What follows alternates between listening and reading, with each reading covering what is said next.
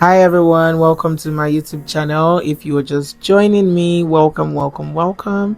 Please don't forget to subscribe. Now let me just say this, it is so difficult to stay consistent right here, but just so you guys know, I am trying everything within my power. Post at least one tutorial that might just help someone out there. I don't know who it is, but yeah. And as you all know, I am that person that needs no introduction.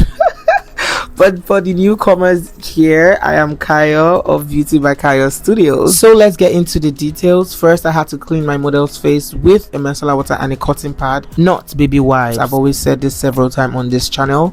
Always use a cotton pad. Next, I use my Mario Badescu to hydrate her skin, which is very important, as you can see me do in this video. And I'm just trying to dispense it evenly with my brush. Today I skipped so many parts. On this day we had spent so much time on the hair, and I just needed to get this process and get done with it real quick, so I had to skip some process I would normally do on my skin prep. So immediately I was done hydrating my skin, I went in with my moisturizer. This is the embroyolise moisturizer.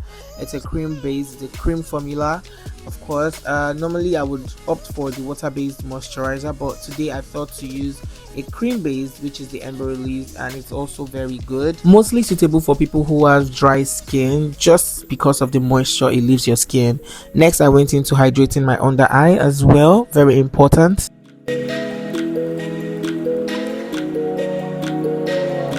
So if you've come this far and you haven't subscribed, please subscribe. It will take less than a minute. Now, for many of you who would ask, what under eye cream is that? This is the Mary and May under eye cream.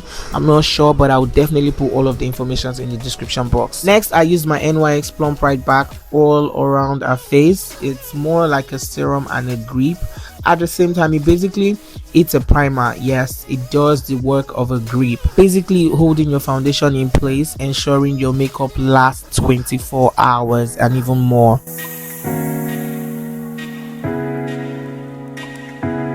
Now, like I said in my previous video, I am so used to this product from Mismetic. It's called the Aqua Grip Radiant Primer.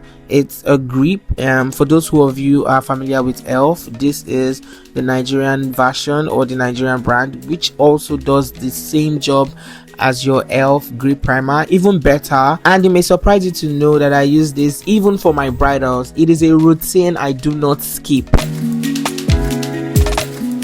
Ladies and gentlemen, your fan needs to be your best friend at this point. Ensure your products are properly dried before proceeding to the next. So now that I have all my products properly dried, I went in with my mattifying primer from TM Essential. Now this primer is so underrated. If you know, you know. This is a primer I do not joke with. It's the TM Essential mattifying primer. I basically use that around the T-zones and the eyebrows. It is very important that you keep your eyebrows mattified. Do not skip that.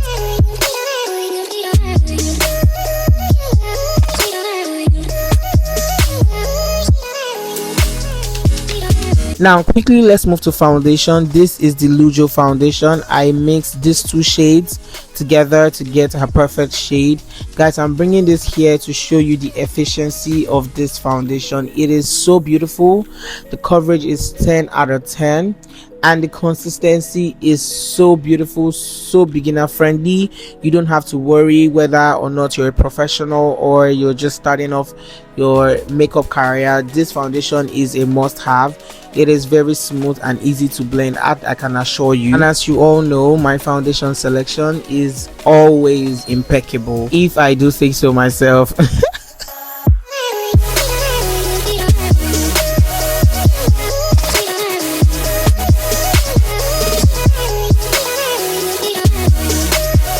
And this is the final look. This is what it looks like when blended. Guys, can you see that coverage?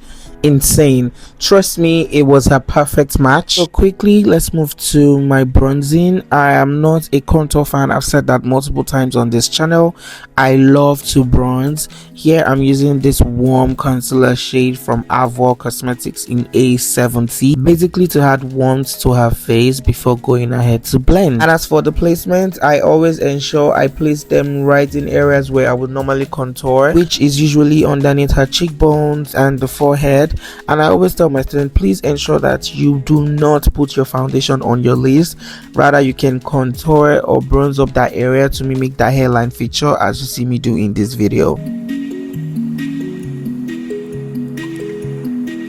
Now for my blush, I make sure to use this reddish like shade to complement my bronzers, which you are to apply on the highest point of her cheek. And as for the brand, I'll put that in the description box. Quickly, let's move straight to the highlights, which is literally one of my favorite parts in my makeup steps.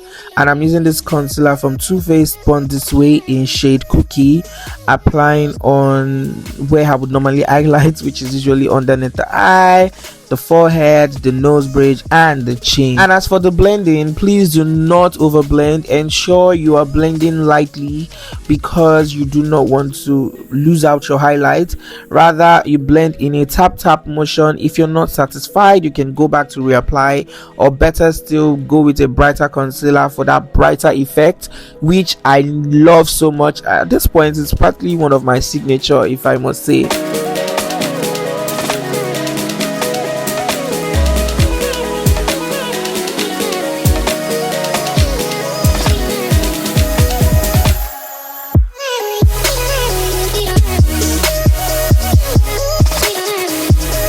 Now that I'm satisfied, I went in with a brighter concealer from the same brand, Too Faced Born This Way, in shade Almond for a brighter effect. But I'm going to let that air dry a bit while I go ahead to contour the sides of her nose using my same concealer that we used earlier for the bronzes, which is the Avour A70 concealer.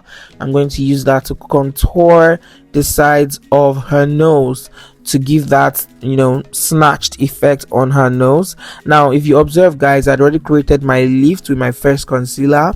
This is how you create your lifts, guys. From the first base, you start building your lift. Then you take your sponge, a clean side of your sponge actually, to blend out your contour areas so you don't have harsh lines along the line.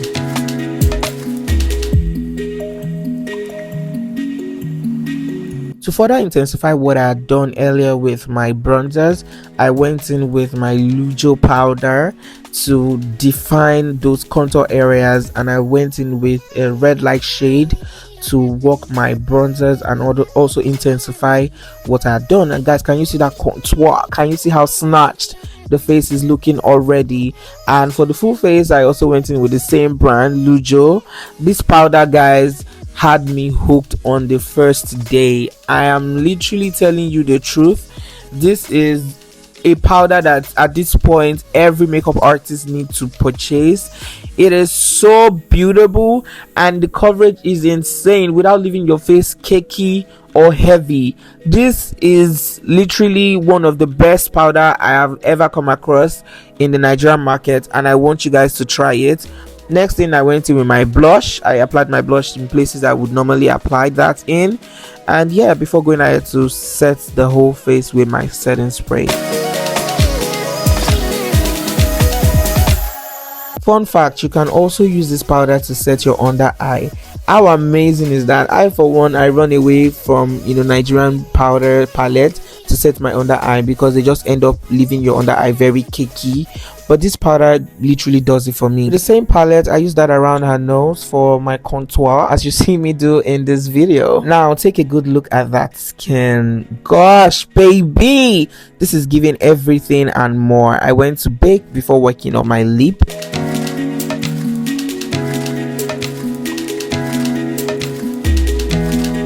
For my eyeshadows, I started off with a base from Cinder's Creation.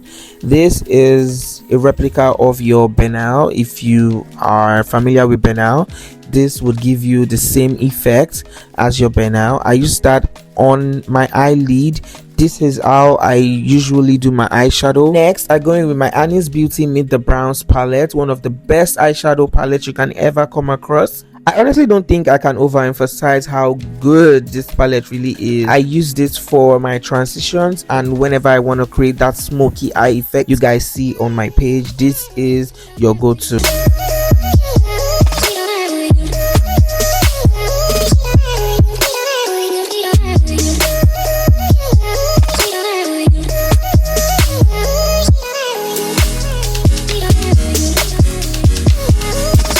Now for my eyeshadows, I wanted to create something smoky but soft. So after going with my transition, I went with a darker shade from the same palette to build that depth in her crease. I'd already done my waterline and I popped on that nude shade at the center of her lid while I applied my mascara from Polar Beauty. I already told you guys on this channel how to apply your mascara.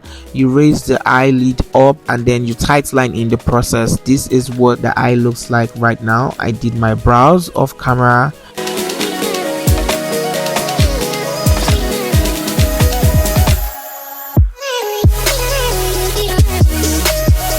So this is how far we've come, and guys, this is the finished look. So beautiful yet soft. I can't wait to catch you all in another tutorial. Please don't forget to subscribe to my channel. I'll see you guys some other time. Bye.